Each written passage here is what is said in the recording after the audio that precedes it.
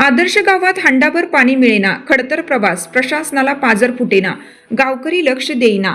मसवंडी गावच्या आदिवासी महिलांच्या डोक्यावरील हंडा उतरेना.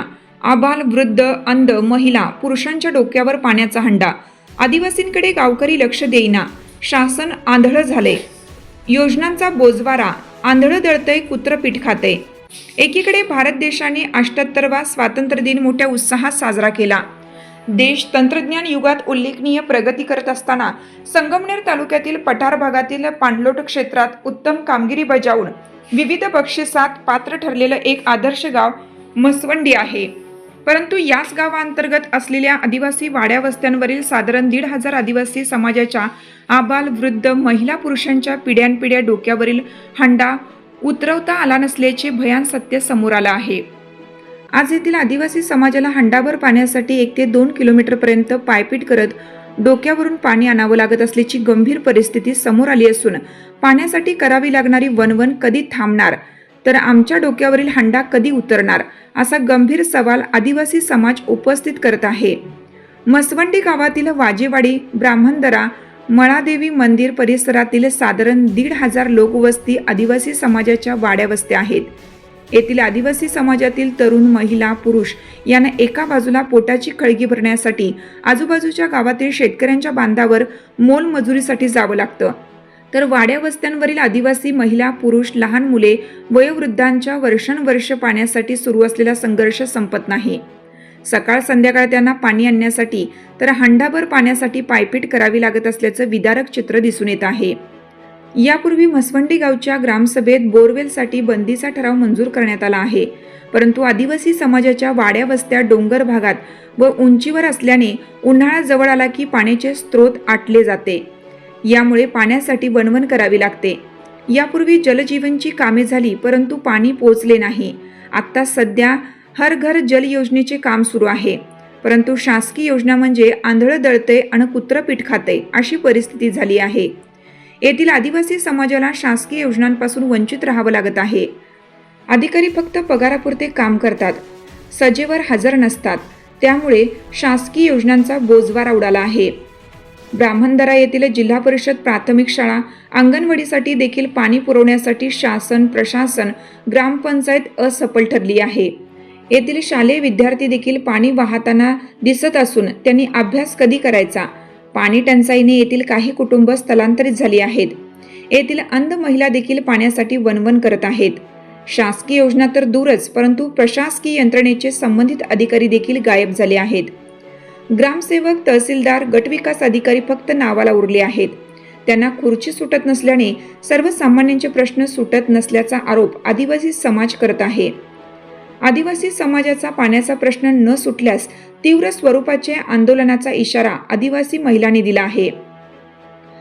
अहिल्यानगर जिल्ह्यातील मसवंडी गाव हे पाणलोट क्षेत्र विकासाचे एक आदर्श मॉडेल म्हणून ओळखलं जातं, जिथे लोकसहभागातून आणि वॉटरशेड ऑर्गनायझेशन ट्रस्ट संस्थेच्या मदतीने जलसंधारणाची उत्कृष्ट कामे करण्यात आली.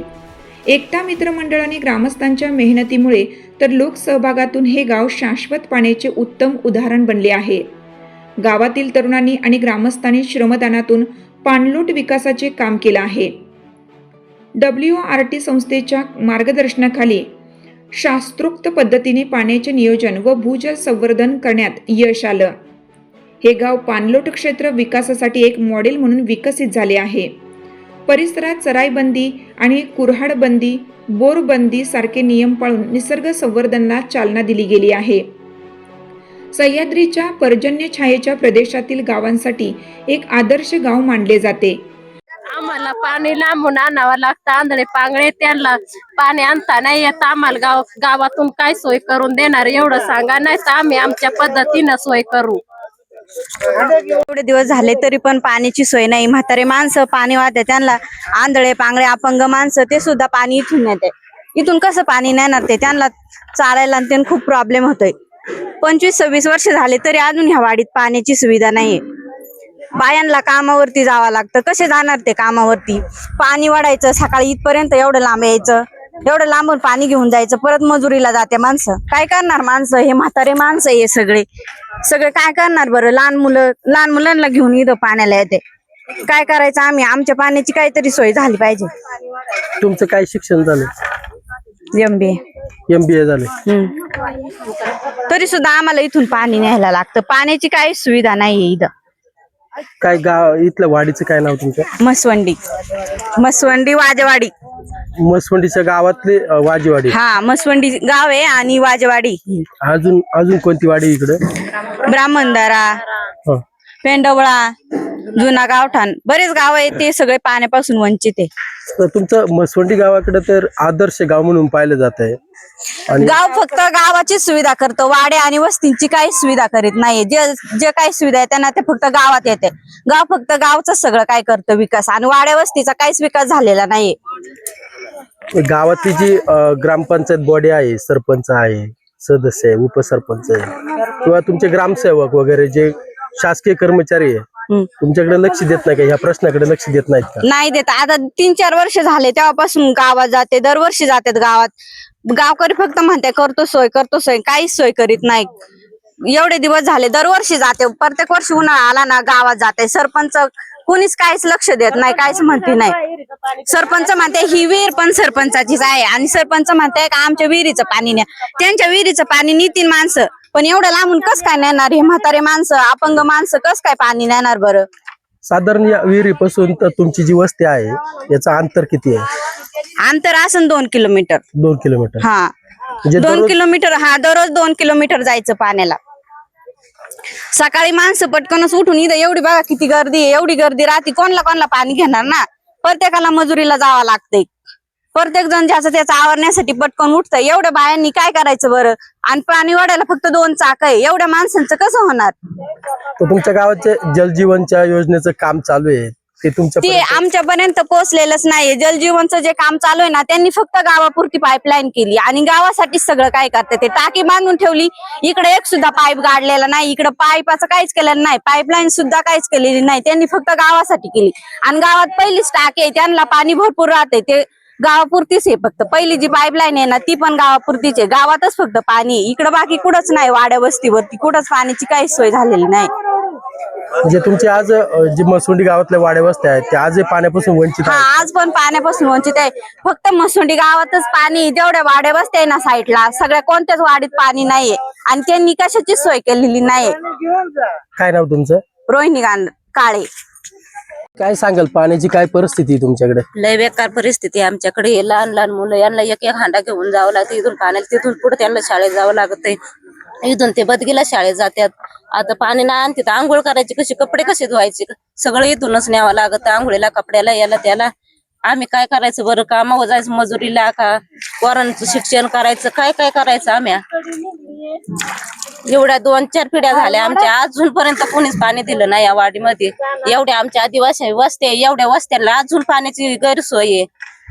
एवढी सरकारला विनंती आहे का आम्हाला लवकरात लवकर पाण्याची सोय करावा.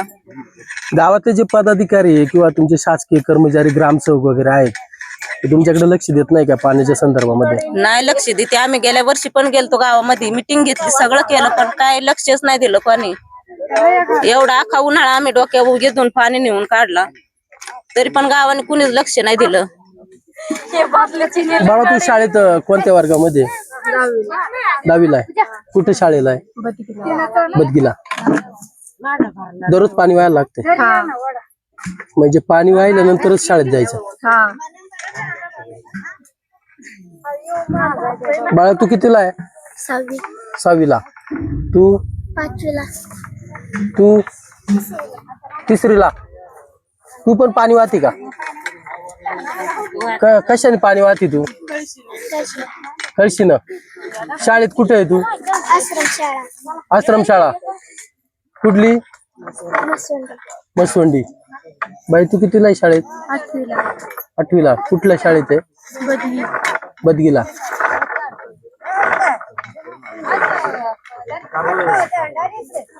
आता काय मागणी कराल तुम्ही शासनाकडे?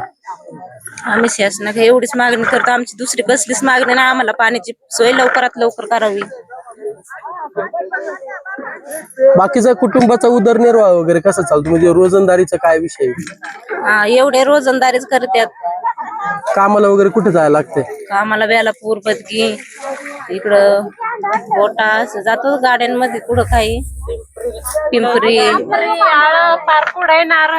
जिकडं लागन तिकडं करावं लागतं. त्याच्यामुळे मग लवकर उठावं लागतं. पोरांचं उरकून द्यावं लागतं, शाळेचं पाण्याचं उरकावं लागतं, सगळ्यांचं उरकावं लागतं. तिथून पुढं आम्हाला कामाला जावं लागतं. काय काय दिवस नाही आवरल्यावर घरीच राहावं लागत. आणि मग असं झाल्यावर आम्ही पोट कशी भरायची. लय लांब कामाला जावं लागतं म्हणून आम्ही पाण्यासाठी लवकर उठतो. पहाटे 5 वाजता उठून विहिरीवरती लाईन लागते आणि मग तिथून पुढं स्वयंपाक करायचा, सगळं आवरायचं, धुणं पाणी आवरायचं आणि मग कामाला जायचं. ते पण साधं जवळ नाही जायचं, डायरेक्ट नारायणगाव गाठवायचं. संध्याकाळी 9 वाजता इथं यायचं, स्वयंपाक करायचा, मग तिथून पुढं खायचं, झोपायचं, उठायचं लवकर. परत मग कधी उठायचं हा विचार चालू असतो डोक्यामध्ये. मग माणसाने कसं जगायचं. पाण्याचं काय शासनाकडे काय मागणी कराल? आमची शासनाकडे एवढीच मागणी आहे की आम्हाला पाण्याची सोय करून द्यावी. एवढीच मागणी आम्हाला, दुसरं काही नकोय. गाव तुमच्या या प्रश्नाकडे लक्ष देत नाहीत का? गाव आमच्याकडे लक्ष देत नाही आणि आम्ही काय बोलतो त्याच्याकडे सुद्धा लक्ष देत नाही. काय नाव तुमचं? उज्ज्वला शरद दुधवडे. तोपर्यंत गावात कोणलंच पाणी नाही. एवढे नळ मोडून टाकणार आम्ही एवढे नळ मोडून टाकणार. मग आम्हाला पाणी नाही दिल्यावर एवढे नळ मोडणार आणि तुम्हाला पाण्याला बोलवणार. पण त्याने आम्हाला पुढची तरी परवानगी द्यावा अशी आमची विनंती आहे त्यांना. बोर मारून देत नाही का तुम्हाला? बोर मारून नाही देते आम्हाला. म्हणजे बोर तुम्ही तुमच्या पैशातून खर्च करणार होते का आमच्या त्याचं? पैशातूनच स्वतः घेणार तरी आम्हाला परवानगी नाही गावामधून. बोर का नाही मारून देत ते? काय असेल ते गावचं आहे त्याच्यामुळे आता त्यांनाच माहिती गावामध्ये काय चाललंय.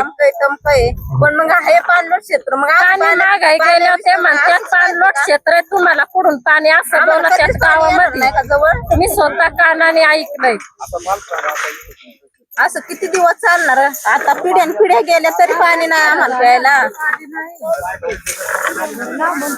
आता अजून कामाला जायचं, तिथून येऊन पाणी त्यांच्या डोक्यावर हांडे द्यायचे, आम्हालाच नाही जमत. पण आता काय करायचं? त्यांच्या तोंडाक बघून आम्हाला लय वाटत. पण आता काय करायचं? उरकतच नाही एवढं. पोटाचंही बघायचं, पोरांचंही बघायचं, कोणाचं बघायचं आम्ही. आणि गाव तर आमच्याकडे लक्ष देत नाही. पाणी ऐकायचं एकाला सुद्धा तब्येत. नाव दुधवडे अशोक छगन. इथं या ठिकाणी जे पेंडवळा असेल, वाजेवाडी असेल, ब्राह्मणदारा असेल, हे सर्व भाग हा मसवंडी बोट्याच्या याच्यामध्ये अंडरमध्ये येतो. तर या ठिकाणी गेली 20-25 वर्ष झालं कुठल्या प्रकारची सार्वजनिक योजना असेल किंवा विहिरी असेल या कुठल्या प्रकारच्या योजना इथं राबवण्यात आलेल्या नाही. आणि अशा म्हणावा असे रस्ते असेल किंवा असे काहीच नाही. आणि या ठिकाणी एक 20-25 वर्षापासून एक गावाने जो गावामध्ये बोरबंदीचा ठराव घेतलेला आहे, यापासून आम्हाला शेती असेल, रोजगार असेल, या सर्व समस्यांना सामोरे जावं लागतं. या ठिकाणी जर एखादा बोर असला किंवा जर आज आमची 2-3 एकर शेती, तर ते शेती न करता आम्हाला दुसऱ्याच्या गावामध्ये, आता हे शेजारील गावी रोजंदारी असेल किंवा प्रत्येकाला, फार तो मुलगा असू दे किंवा एखादी लेडीज किंवा वयस्कर व्यक्ती, सगळ्यांना रोजंदारीसाठी बाहेर गावासाठी जावं लागतं. या ठिकाणी आमचं फक्त मागणी एवढीच आहे का जो बोरबंदीचा जो ठराव आहे तो बोरबंदीचा ठराव रद्द करून आम्हाला बोर तो ठराव चालू करावा, म्हणजे जेणेकरून तो बोर घेण्यासाठी चालू करावा अशी आमची मागणी. आता या तुमच्या ज्या वस्तीवरच्या महिला आहेत दररोज पाणी वाहत आणि पाहायला मिळतात आपल्याला. गाव आणि किंवा शासन या प्रश्नाकडे लक्ष देत नाहीत का? नाही, कुठल्याच प्रकारचं नाही. गावाला आम्ही वारंवार गेले 2 वर्षापासून आम्ही समस्या मांडतोय बा तुम्ही ते. आणि या ठिकाणी एक जुन्या पद्धतीने एक याची पाणी पिण्याच्या सोयी करण्यासाठी एक टाकी बिकी ते सगळं बांधलेलं आहे, पण तो गावच्या दृष्टीने ते बोगस झालेलं आहे. त्यामुळे ते पूर्णतः होते हो ते पाणी काय ते येत नाही. असं ती ग्रामपंचायत नोंदच केली नाही. ते एक इथं म्हणून 2 व्यक्ती त्यांच्या नावाने खोदली.